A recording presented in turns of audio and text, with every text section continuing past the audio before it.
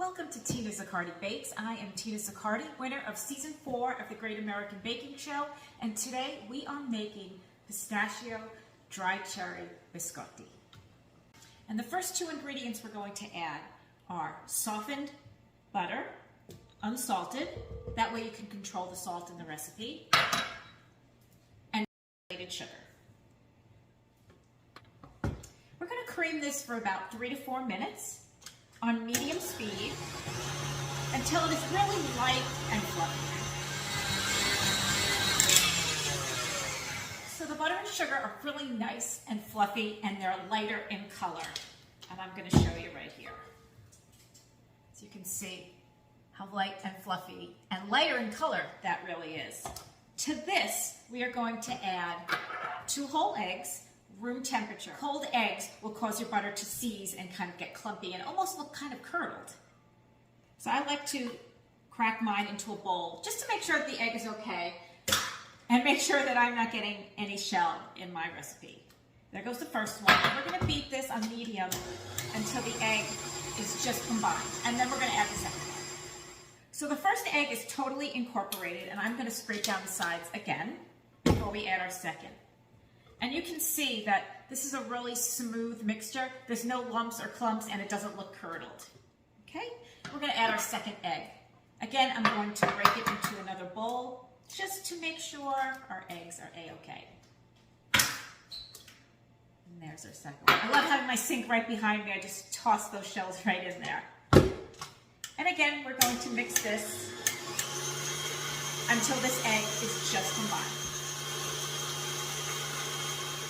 Actually, that looks pretty good. The second one always takes less time. Again, we're going to be scraping. Really important to make sure you scrape the sides and bottom of your bowl to make sure that everything is totally combined. We're going to add some vanilla bean paste. You can add vanilla extract, and I'm going to kind of do it just by eye. And we're going to do about a teaspoon. And there we go. Just mix it up until it's combined. So we're all done with our wet ingredients, and I'm just going to push this aside for a second. For dry ingredients, I have some all-purpose flour that we are going to add some baking powder and some kosher salt.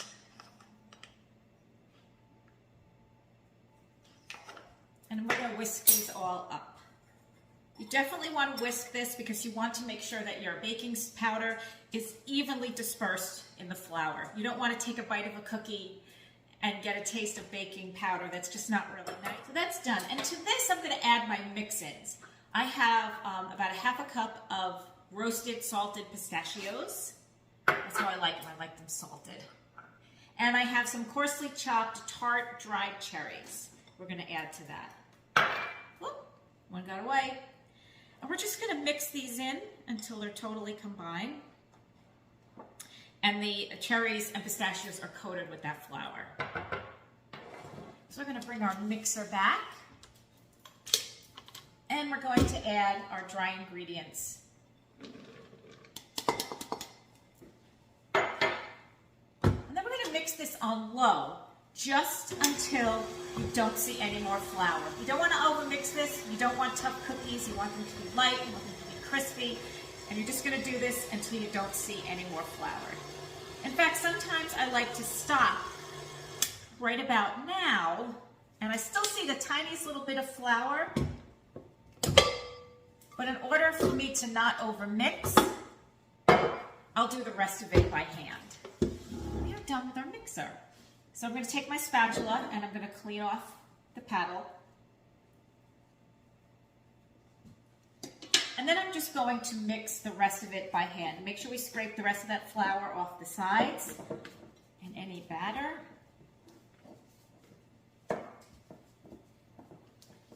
And there is our biscotti dough.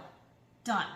Not overmixed, just done perfectly. So we're going to take our dough and we are going to spread it out onto a parchment lined baking sheet, 2 loaves, 10 inches by 2 inches each. So here's our pan and our parchment, and I'm going to show you a little trick to get really even loaves on your cookie sheet. I like to take a ruler and a pencil, and on the bottom side of the parchment, I like to draw two 10 by 2 inch rectangles, and they will act as a guide for your dough.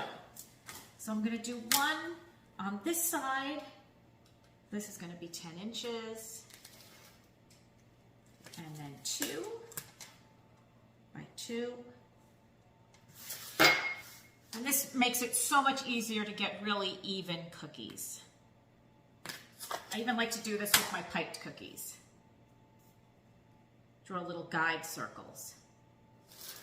So there's the first one. Everybody can see that? And I'm going to do another one about 4 inches on the other side. So now I have my 2 guide rectangles drawn on the parchment, and I'm going to place it pencil side down on the cookie sheet because we don't want to get any pencil on the bottom of our cookie. You can see that this is a really easy cookie and how quickly that dough came together. So I weighed out my dough, and now I know how much half is, so I'll be able to get really even. So I'm going to take my dough and I'm going to start to place it in these rectangles. And then we're going to smooth it with my offset spatula. Having the loaves the exact same size will ensure that they are going to bake evenly as well. So I've got all my dough on the cookie sheet, and I'm going to take my offset spatula and I'm going to start to spread it and smooth it into a nice even rectangle.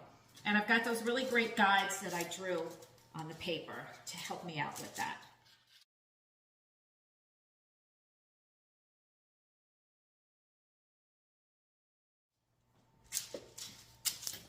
So there we have our first loaf. How beautifully even that is, right? So here are my 2 loaves. And what I like to do now is place this whole tray into the freezer for about 20 minutes. And what this does, it helps reduce the spreading when I put it in the oven.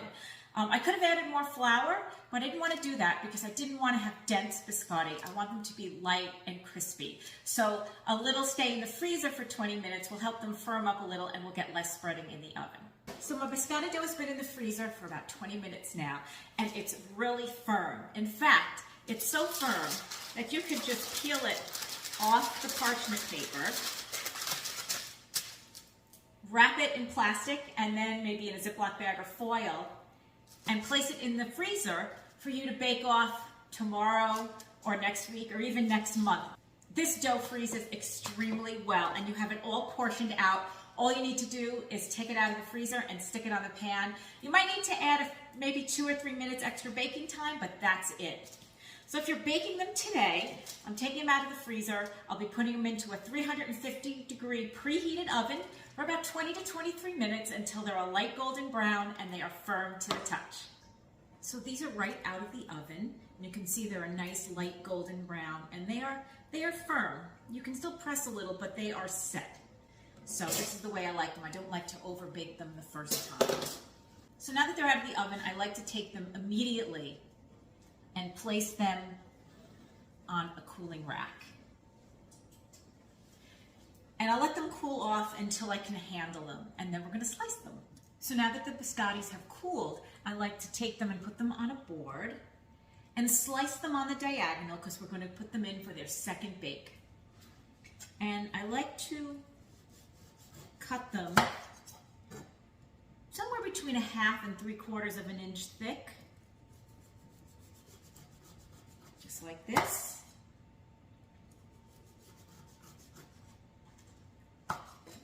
I like to use a straight edge knife. Some people like to use a serrated edge. I find that I get less crumbs and less crumbling cookies when I use a straight edge. I just like to saw a little until it kind of breaks the surface and then just press down. Once they're all cut, we're going to take the original sheet pan that's still covered with the parchment, and we're going to place them cut side down, just like this.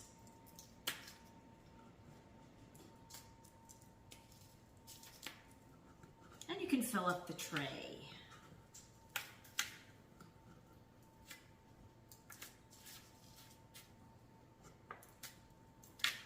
I like to keep the ends to snack on. So good. Really good. So we're going to take the second loaf and cut them exactly the same as we did the first. So now all our biscotti have been cut. They're on the tray cut side down. And we're going to lower our oven to 325 degrees, and we're going to put them in and bake them for 10 minutes. After 10 minutes, we're going to turn them over, bake them additional 10 minutes, remove them from the pan and place them directly on the rack and let them cool completely. And then you can enjoy your biscotti. But I've got a little treat for you after they come out of the oven. So these have baked for 10 minutes on each side, and now they're done. And this is what they look like. Kind of a light golden brown, kind of a little brownish on the edges, nice and crispy.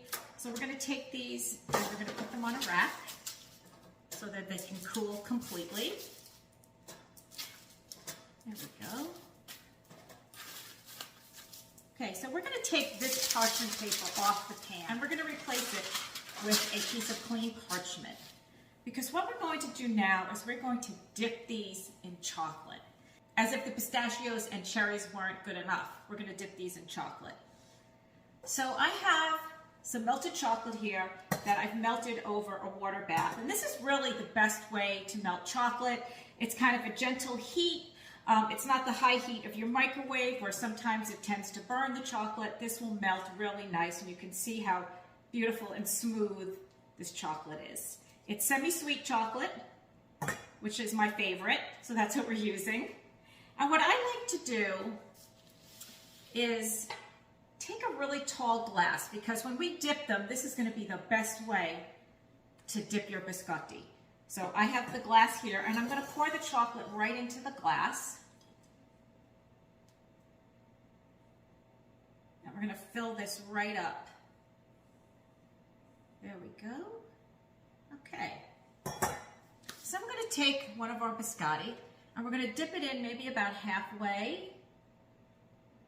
And we're going to shake off the excess chocolate. Super easy, right? Something so simple, but so delicious. Okay.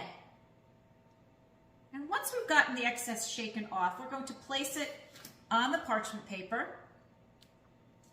Right here, so you guys can see that. And then you just keep going. This is a great activity for the kids too, because, you know, dipping anything in chocolate is good. And we're going to place it on the pan. And we're going to continue on until we have them all dipped. So I've dipped my last cookie, and we're going to place them in the fridge for about 10 to 15 minutes to get that chocolate to set. And after that, they are ready to enjoy. These are right out of the fridge. And as you can see, the chocolate has set up really nicely. And now it's time to taste.